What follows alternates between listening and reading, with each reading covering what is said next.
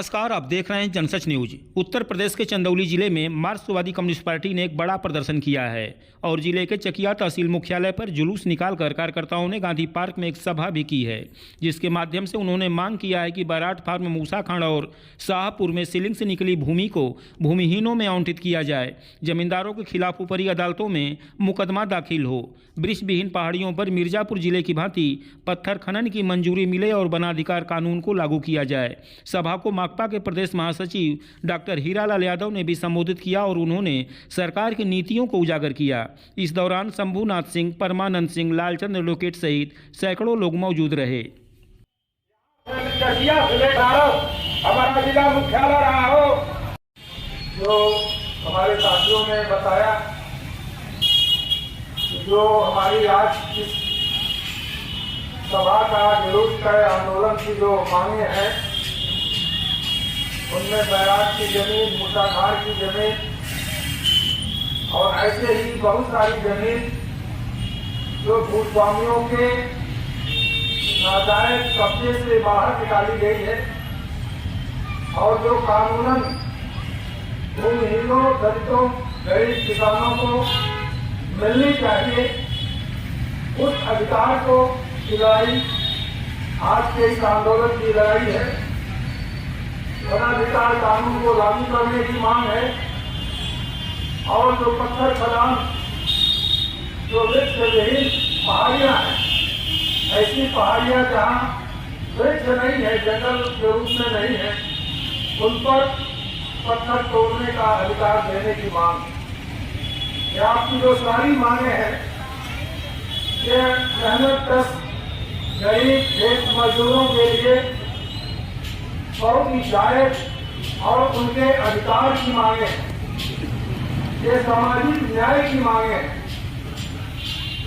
और ये दुर्भाग्य है कि 75 साल हो गए इस देश की आजादी को और मोदी सरकार इसको अमृत काल के रूप में, अमृत मतलब जिसको कभी नहीं, जिसको पी लेने के बाद आदमी नहीं मरता है, तो अमृत काल मतलब बहुत ही अच्छा समय हमारे देश का आजादी के 75 साल के बाद आ गया है। उस रूप में यह मोदी सरकार, बीजेपी की सरकार मना रही, लेकिन जो हालत है, जो आप यहाँ आए हुए और आप अकेले नहीं, पूरे देश में, उत्तर प्रदेश में लाखों लोग ऐसे हैं जो हमारे आपके जैसे हैं, जो आज भी अपने हक की लड़ाई लड़ रहे, अधिकार की लड़ाई लड़ रहे, जो अधिकार उन्हें कानूनन मिलना चाहिए था, आज तक नहीं मिला। तो ये किसी को गलतफहमी नहीं होनी चाहिए कि अगर मजदूर इकट्ठा होकर के अपने अधिकार की लड़ाई लड़ेगा, उस लड़ाई को हरा दिया जाएगा या उनके अधिकार पर कब्जा कर लिया जाएगा, यह संभव नहीं है।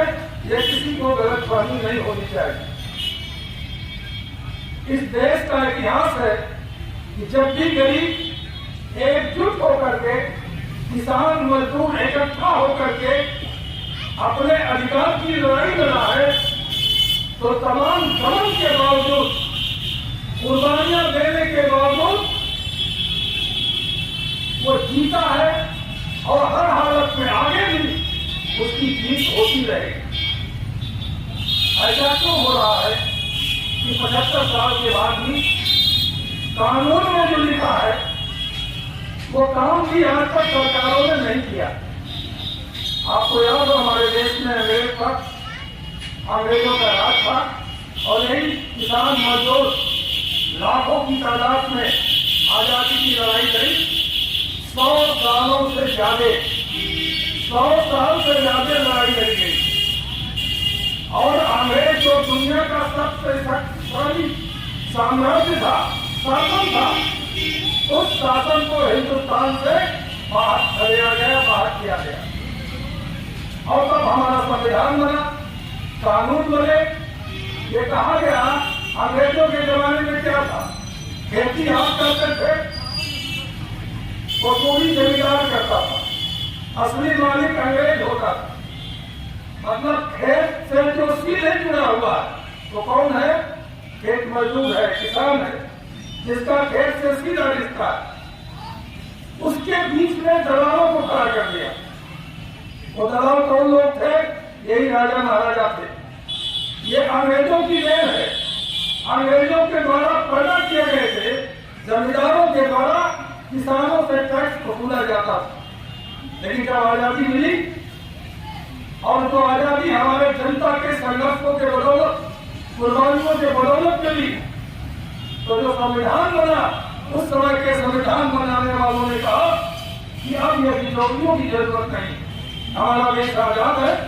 जो खेती करता है, जो किसान है, जो खेत मजदूर है, वो खेत का मालिक होगा। जो ब्रिज के राजा बनवाने हैं, जमींदार हैं, इन्हें खत्म किया जाएगा। ऐसा कानून बना दिया जाए। कानून अभी भी आपके कानून की किताब में है, संविधान के किताब में आज भी ये बात है कि बिचौलिया नहीं होगा। और फिर ये घोषणा कर दी गई कि हिंदुस्तान में जितने राजे रजवाड़े बिचौलिया जमींदार हैं, ये अपनी संपत्ति घोषित कर दे। इनकी सारी संपत्ति अब राज्य सरकार में निहित हो गई, राज्य सरकार की मान ली गई। काफी नरेश भी वही थे, ये भी जमींदार थे, ये भी अंग्रेजों के एजेंट थे, ये भी अंग्रेजों के दलाल थे, जो अंग्रेजों की तरफ से किसानों से लगान वसूलते थे। इनको पूरा ज्ञानपुर से लेके मिर्जापुर, चकिया, चंदौली, बनारस सबकी जमींदारी मिली हुई। आपको मालूम है इनके जो पूर्वज थे अंग्रेजों के फौज में सिपाही थे, बड़े चालाक थे। उन्होंने सिफारिश करके, चमचागिरी करके अंग्रेजों से ये पूरी जागीर ले ली। और जब आजादी मिल गई तो इनसे भी कहा गया, इन्होंने अपनी जो अभी इन्होंने बाद में ट्रस्ट बनाए, अपनी संपत्ति घोषित किए, तो जो एक समय सीमा थी आजादी के बाद कहा गया कि इतने समय तक कोई भी राजा, महाराजा, जमींदार, नवाब हो, वो बता दे कि उसकी संपत्ति कहाँ। इन्होंने कहा कि हमने बंटवारा कर दिया, हमारे परिवार में बंटवारे हो गए। कई राजाओं ने अपनी पत्नियों से तलाक ले लिया और कानूनन तलाक लेने वाली पत्नी को संपत्ति में हिस्सा मिलता रहा। संपत्ति बांटने के लिए अपनी पत्नियों से कई राजाओं ने तलाक लिया। मतलब कैसे हम अपनी संपत्ति को कानून से जुड़ा करके रखे, आम जनता से जुड़ा करके रखे। चोरी करने का काम जमींदारों ने देश भर के किया है और काशी नरेश ने भी किया। ये हमारे देश में जो कानून है, उस कानून से बचने के लिए काशी नरेश ने एक फर्जी बंटवारा और ट्रस्ट बना करके दाखिल किया। और जो बताया हमारे साथियों ने 1990 में बनारस के कमिश्नर ने उसे खारिज कर दिया, कहा ये गलत है, ये अवैध है, ये जमीन सरकार की जमीन मानी जाती है। वो कमिश्नर का फैसला और फैसला कानून के अनुसार है, कानून के खिलाफ नहीं। हिंदुस्तान की कोई भी अदालत उस कानून से बाहर नहीं जा सकती, चाहे हाई कोर्ट हो चाहे सुप्रीम कोर्ट। लेकिन जब सरकार जिसकी जिम्मेदारी है, अगर वो पैरवी नहीं करती, कानून के पक्ष में खड़ी नहीं होती, तो जाहिर तौर पे वो मामला ठंडा पड़ेगा, खाली हो जाएगा। तो इसलिए इस बात को हमें याद रखना चाहिए। जो रायघाट की जमीन है, दूसरा घाट की जमीन है और जो पत्थर खदान की बात है, ये कानून और संविधान के हिसाब से ये हमारा आपका अधिकार है। इसे कोई अदालत बदल नहीं सकता है। सवाल है मजबूती के साथ उस पर लड़ाई लड़ने का, ये बहुत बड़ा सवाल। और मजबूती हमारे आपके बदौलत होगी, जनता की एकता के बदौलत होगी। सरकार तो नहीं पैरवी कर रही। आपको मालूम है जब आजादी मिली तो आजाद तो हो गए, लेकिन जो भूस्वामी थे हमारे देश के, राजे महाराजे थे, जो पूंजीपति थे, इनका गठजोड़ बन गया। इन्होंने अपने मुनाफे के लिए, अपनी संपत्ति को बचाने के लिए एक गठजोड़ किया और वही गठजोड़ आज भी हिंदुस्तान की सरकार को संचालित करता है। एक जैसे चाहते हैं सरकारें उसी तरह काम करती। प्रशासन में बड़े बड़े भूस्वामियों का असर है। ये कब तक मामला हल हो गया होगा? क्योंकि तो अगर ईमानदार कमिश्नर आ गया, ईमानदार जिलाधिकारी आ गया, जो कानून के हिसाब से काम करता है, गरीब के पक्ष में न्याय कर देगा। लेकिन अगर बेईमान है, भूस्वामी का पक्षधर है, दलाल है, तो भूस्वामी के पक्ष में बात करेगा, ढीले करेगा, लेट करेगा, किसी न किसी रूप में गरीब को वंचित करना चाहे। वही हुआ और यही पूरे उत्तर प्रदेश का हुआ। जो भूस्वामियों के लोग हैं, जो पूंजीपतियों के लोग हैं, शासन में, प्रशासन में, वो उनके पक्ष में फैसला करते। क्या वजह है? आजादी मिली 1947 में, 1951-52 में ये कानून बन गया कि राजा महाराजाओं की सारी संपत्ति सरकार में निहित कर दी जाएगी। लेकिन 1990 तक, इतने लंबे समय तक ये 10 की 10 संपत्ति राजा की बनी रही। आज भी जौनपुर में तमाम 6000 एकड़ से ज्यादा जमीन जो गैर कानूनी है, जिसको आम आदमी के बीच में बांटा जाना चाहिए, आज भी मुकदमे में लटकी हुई। क्यों लटकी हुई? क्योंकि प्रशासन में ऐसे लोग हैं जो राजा महाराजाओं के दलाल है, गरीबों के पक्ष में बात नहीं करते हैं। इसीलिए जरूरत पड़ती है कि गरीब इकट्ठा होकर के मजबूती के साथ अपने अधिकार की लड़ाई लड़े और आखिर तक लड़े, तब जाके उसके पक्ष में जो कानून बना है वो कानून भी काम करेगा। कानून तो बन गया, लेकिन कानून जब गरीब के न्याय का सवाल आता है तो कानून आंख बंद कर देता है। जब पूंजीपति का सवाल आता है, पैसे वाले का सवाल आता है, दबंगों का सवाल आता है, तो कानून वहां पे खड़ा रहता है। ये हमारे देश की विडंबना, क्योंकि जो सरकारें बनी है वो सरकारें पूंजीपतियों, भूस्वामियों की सरकारें रही। इसमें के पक्ष में काम करती, कानून के हिसाब से भी काम नहीं करती। इसे हमें सोचना पड़ेगा, क्योंकि हमने देखा बड़े बड़े कांड हुए हैं बिहार में, उत्तर प्रदेश में, दूसरे, जिसमें गरीबों का नरसंहार हुआ। 50, 60, 64, 65 ऐसे गरीब मारे गए। तमाम उत्तर प्रदेश में मुसलमान मारे गए पीएससी द्वारा, लेकिन न्याय नहीं मिला। सारे के सारे मारने वाले छूट गए। क्यों? क्योंकि गरीब का पक्ष लेने वाला कानून के सामने खड़ा नहीं हुआ। सुप्रीम कोर्ट में गरीब कैसे जाएगा? जहां 50,000 वकील की फीस है, 5 लाख वकील की फीस है, एक गरीब आदमी कैसे जा सकता? एक गरीब नहीं जा सकता। इसीलिए गरीब की एकता की जरूरत है। अगर हजारों गरीब एक साथ खड़े होंगे तो न्यायालय में भी लड़ सकते, सरकार से भी लड़ सकते हैं, जमींदार से भी लड़ सकते हैं। इसलिए जरूरी है, इसीलिए लाल झंडा कहता है, इसीलिए कांग्रेस पार्टी मार्क्सवादी कहती है गरीबों इकट्ठा हो जाओ, यूनियन बनाओ, किसान सभा बनाओ, एक मजबूत यूनियन बनाओ, महिला समिति बनाओ, हिंदू ट्रेड यूनियन बनाओ, नौजवान सभा बनाओ। अगर ये आप नहीं बनाएंगे और अपनी तादाद को नहीं बढ़ाएंगे, मजबूत नहीं करेंगे, तो ये कानून और ये सरकार हमारे पक्ष में फैसला देने वाली नहीं। जो आपको खुद देख रहे हैं, जो काम अब तक होना चाहिए, और एक कम्युनिस्ट पार्टी की लड़ाई है, वरना तो राजा आदमी उसमें जोड़ता। आपको याद होगा 1995 में मैं आया हुआ था, जब यह हजारों सीआरपी, पीएससी और 200 थानों के लोग बाहर इकट्ठा हुए थे। जब राजा लौट रहा था, जब कम्युनिस्ट पार्टी मार्क्सवादी ने ऐलान किया था कि हम राजा को जोतना नहीं देंगे, आप जो साथी उस समय है याद होगा, हजारों की तादाद में एक तरफ पुलिस वाले थे और एक तरफ हमारे किसान मजदूर थे, और वहां पे तय हुआ, मजबूरन प्रशासन को मजबूर किया गया कि अगर हमें जोतने नहीं दिया जाएगा तो हम राजा को भी जोतने नहीं देंगे, और वो वही हुआ, वही फैसला लागू। तो हमारी आपकी ताकत के बदौलत ऐसा हुआ, और उस लड़ाई के बदौलत यह हुआ है कि आज भी हम लड़ाई को लड़ रहे हैं। चाहते इस बात को समझना पड़ेगा, और एक राजनीतिक लड़ाई।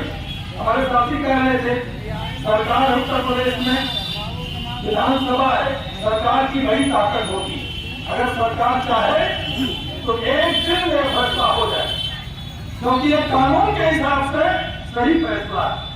सरकार गलत काम नहीं कर रही। अगर सरकार कानूनन गरीब को न्याय दिलाना चाहे तो एक दिन में खैरात की मूसाधार की जमीन गरीब को मिल जाएगी। जो वहां बसे हुए जो वनों में रह रहे हैं उन्हें वनाधिकार कानून के तहत आवाज कर दिया जाएगा। लेकिन सरकार नहीं चाहती। तो सरकार क्यों नहीं चाहती? क्योंकि सरकार गरीबों की नहीं, क्योंकि सरकार किसानों की नहीं। वोट जरूर लेती है, इसलिए हम बराबर चुनाव में भी कहते हैं कि राजनीतिक ताकत अगर आप अपने दुश्मन को ले लेंगे तो आप पर हमला करेंगे। और वर्तमान में जो भाजपा की योगी सरकार है, ये पूंजीपतियों और भूस्वामियों की सरकार, एक सांप्रदायिक सरकार है जो इस प्रदेश को, देश को विभाजित कर देना चाहती है। आज क्या हो रहा? हम कहते हैं जमीन जोतने वालों को होनी चाहिए। जो जमीन को जोते हुए हमारा पुराना नारा है, वो जमीन का मालिक होए। जो मजदूर है उसको जायज मजदूरी मिले। लेकिन क्या हो रहा? हमारी पार्टी ने मांग किया, अभी जो लखनऊ में रैली हुई उसमें हमने इस बात को रखा है जो गरीब गांव समाज के जमीन पे बसे हुए, भीटा या बंजर कहीं पट्टी पे बसे हुए हैं, उन्हें उजाड़ा नहीं जाना चाहिए। अगर गरीब है, अगर जरूरी है किसी काम के लिए, तो जब तक उन्हें आवास की व्यवस्था सरकार नहीं कर देती तब तक उन्हें उजाड़ा नहीं जाना चाहिए। लेकिन सरकार कर क्या रही? सरकार ने बुलडोजर चला दिया है गांव के झोपड़ी पर, गांव सभा में बसे गरीबों के ऊपर। हजारों लोगों को उत्तर प्रदेश में उजाड़ा जा रहा है। ये बुलडोजर उनको ऊपर चला।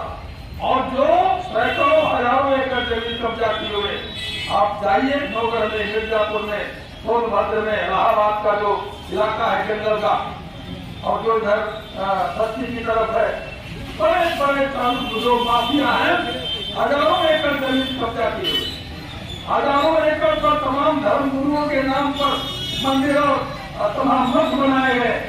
किसी पर मुकदमा कायम नहीं होता। मुकदमा किससे कायम होता है? वो गरीब जो है, खेत मजदूर, जो 2-4 बीघा जमीन पत्थर पर मिट्टी फेंक करके कुछ जीने खाने का इंतजाम कर रहा है, तो उस पर मुकदमा कायम होता है, वही जेल जाता है। इससे साफ होता है सरकार के लिए योगी सरकार ने अपने फैसला लिया। उसने कहा कि पूंजीपति हमारे प्रदेश में आओ, हम तुम्हें हजारों एकड़ जमीन देंगे।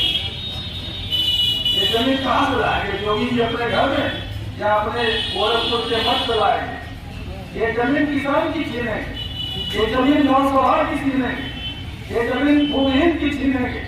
और किसको देंगे? बड़े बड़े पूंजीपतियों। ये सरकार का फैसला, और उसका उस दिशा में काम करना शुरू कर दिया। 30,000 एकड़ जमीन किसानों से छीन करके अभी योगी सरकार ने इकट्ठा कर लिया। 30,000 एकड़। क्या होगा? पहले उसमें कंपनी आएगी, वो धंधे करेगी, उद्योग लगाएगी। अभी तक कहीं कोई उद्योग धंधा आया नहीं, न कोई कंपनी आई। लेकिन जमीन छीनी जा रही, बहुत बड़े पैमाने पर छीनी जा रही है। जब लाल झंडे ने लगातार आंदोलन किया और तमाम जगह हमने कलेक्टर को घेरा, कई दिन तक घेरा, तब जाके अभी योगी सरकार का एक आदेश आया कि किसी भी गरीब को जो गांव सभा की जमीन पर बसा हुआ है तब तक नहीं उजाड़ा जाए, जब तक कि उसके आवास की व्यवस्था न कर दी जाए। ये जिलाधिकारी को जिम्मेदारी दे दी गई। अभी कुछ दिन पहले, 15-20 दिन पहले योगी सरकार का फैसला आया और तमाम जिलाधिकारियों के पास ये फैसला चला गया।